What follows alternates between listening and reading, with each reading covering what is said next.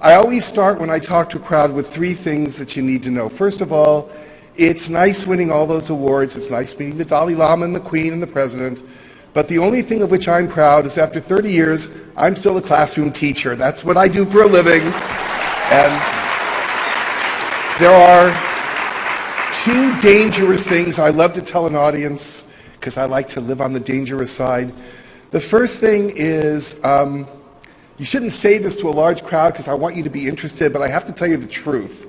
The young man mentioned that I won an Oprah Winfrey Award, and there's a very funny story about that because usually the person who stands up here tells you how wonderful they are and how brilliant they are, and that really isn't me. And to prove it to you, almost 10 years ago now, I was teaching math one day in my class, and then a guy came in a three-piece suit, walked into my room, and we have about 1,000 visitors a year to my class.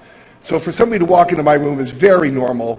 And I walked over and I said, "Hey, can I help you out, sir?" And he said, "No, Rafe, I'm not one of your teacher friends or principal friends.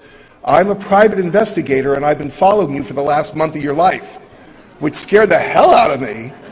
And I said, what's going on here? And he said, "Well, I work for Oprah Winfrey and she has been considering giving you an Angel Award, but you have to understand that people lie to Oprah. They scam her and they tell stories so they can sell books or make themselves look good.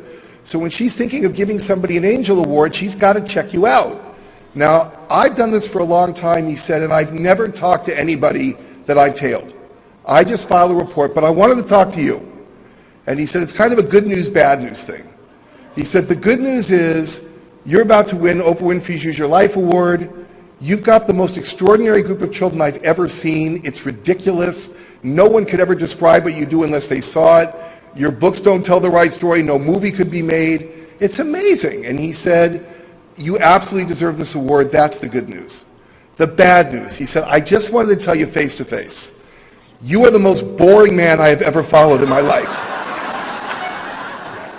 He said, you don't do anything. He said, you go to a classroom, you teach for 12 hours a day, you go home to your wife and kids, you don't have a parking ticket, there are no scandals, you did well in school, you don't stop for a beer on the way home, you never go out, I've staked out your house. And he said, you're boring, man, you got to get a life. So I wanted to apologize to all of you for sticking around to spending an hour with the most boring man you'll ever meet. The other thing that I want to tell you, and this is the other dangerous part, I'm a real straight shooter. And I'm hoping today to give all of you some advice and ideas that you can bring back to your schools, because I know how hard you're all working, but sometimes my ideas might offend you. I promise you I'm not trying to offend anybody here when you talk to a large crowd. If I do offend any of you, please remember, Socrates was the best teacher who ever lived, and they killed him, you know? So if I don't push a few buttons, I'm probably not doing my job. Anyway, so I'm Rafe, and I teach at a school called Hobart Elementary School. Been there for 27 years now. Tell you a little bit about the place. Not an easy place to teach. The children don't speak English. A lot of family situations there. Incredible poverty. And here's the statistic that just kills me. Only 32% of the kids at my elementary school even finish high school. I mean, that is just ridiculous.